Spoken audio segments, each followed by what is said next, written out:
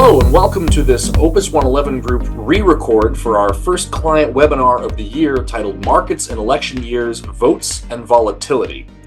This presentation was originally presented on January 25th, 2024, but we had an issue with the recording software, so Jim and I have sat back down to run you back through the slide deck and talk about how elections do or don't affect markets during election years.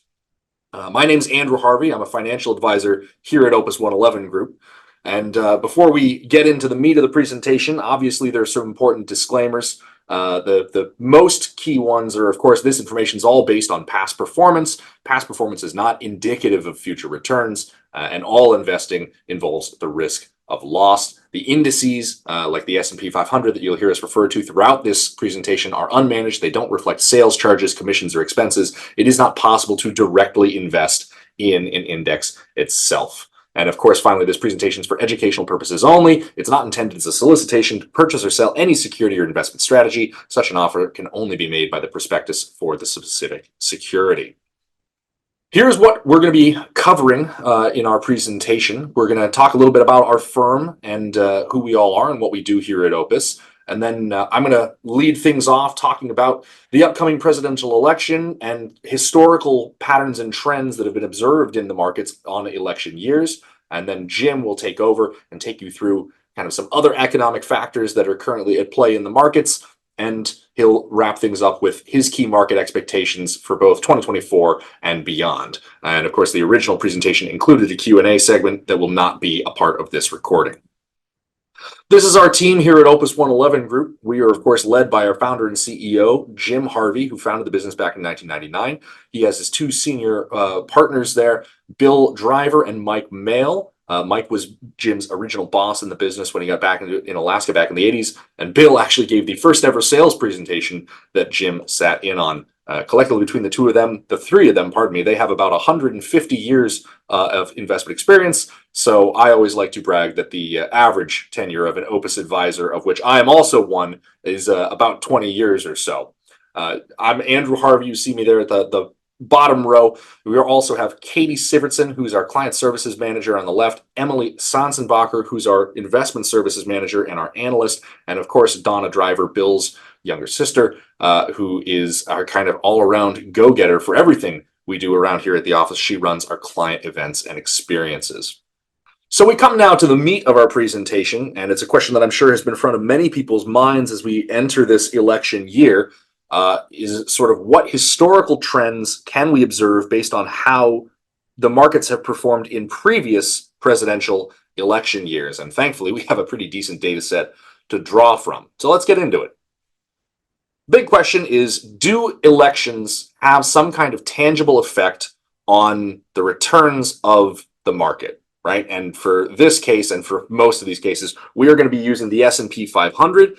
It is a large cap index, but the S&P 500 is often used as kind of a corollary for the United States stock market in general. It is just important to remember that it does not actually encapsulate the entirety of the stock market. This is a bell curve that shows the distribution of historical returns in any given year of the S&P 500 from 1928 through 2022.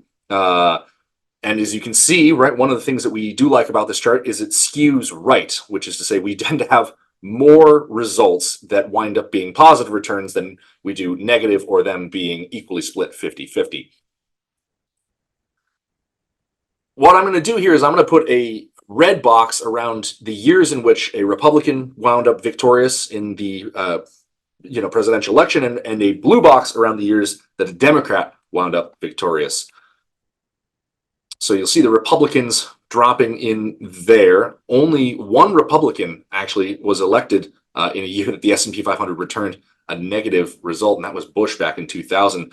Democrats, right, also pretty equally distributed throughout here, but of course there are some key ones to point to: 32 in 1940, and of course Obama coming to office in 2008 during the midst of the global financial crisis.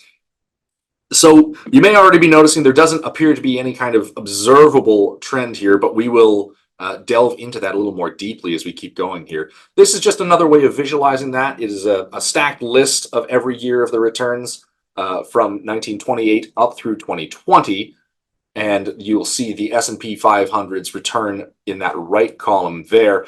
Interesting stat here, right? So generally speaking, for the S&P 500, if a Republican was elected, then the average return that year was 15.3%. If a Democrat was elected, it was 8.5%. All election years, it tends to return about 11.6%, just under. And of course, that Democrat number drawn down pretty significantly by the Obama and the Roosevelt elections during the midst of large-scale financial crises. Generally speaking, though, in 20 of 24 election years back to 1928, 83% of the time, the S&P 500 had a positive return for that period of time. If a Democrat was in office, like we have right now with Joe Biden, and a Democrat was elected or re-elected, the average total return was 15%. If a Democrat was in office and a Republican gets elected, then the average total return was 12.9%. Looking beyond just the actual year of the election, if we talk about the four-year cycle of a presidential term, over the past 92 years, generally speaking, then you'll see, positive returns on average most of the time. Interestingly, as you get later into the term, the returns tend to get a little bit rosier. Interestingly, for whatever reason, the third year of a presidential term tends to correspond most highly with largest returns. I like to joke that it's because, people are busy governing and not campaigning, trying to worry about the next election, but I have nothing to base that on. That is baseless speculation on my part. 67 of those 92 years were positive, 73% of the time. The four-year average return over that span was 46.18%. Republicans was just under 7.9%, and Democrats was just under 15% for that four-year average return. Now, interesting note, that 73% number that we talked about, and previously how 80-something percent of election years tended to return positive results. If you've listened to an Opus presentation before, you've definitely heard us talk about the rule of 55, 65, 75, which is that the S&P 500 finishes trading up 55% of all trading days, 65% of all trading months, and 75% of all trading years. And this 73% figure seems awful close to that. So when we start to think about the actual correlation between elections and market returns, is there a degree of correlation? And the answer is not really. This is an R-squared value. This is a mathematical term that basically attempts to define the correlation between two pools of data to see if any kind of observable trend line can be drawn.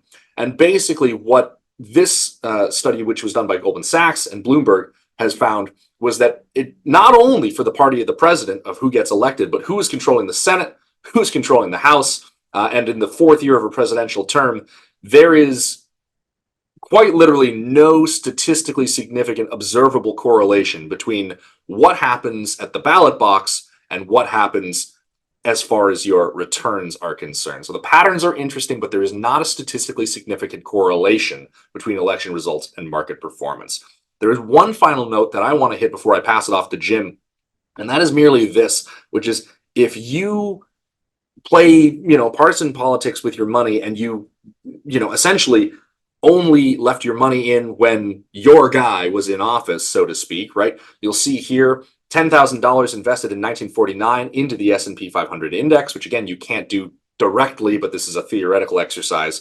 If you only did it while Republicans were in office, you would wind up at the bottom there. The Democrats fare slightly better, but not much. But if you stayed fully invested and kept playing regardless of who was in the White House, then things look much, much rosier indeed. And of course, that is our message to you, is that, right, it's not about timing the market or shaking off the short-term volatility that may be presented by elections, but it is about investing for long-term growth to meet your long-term goals.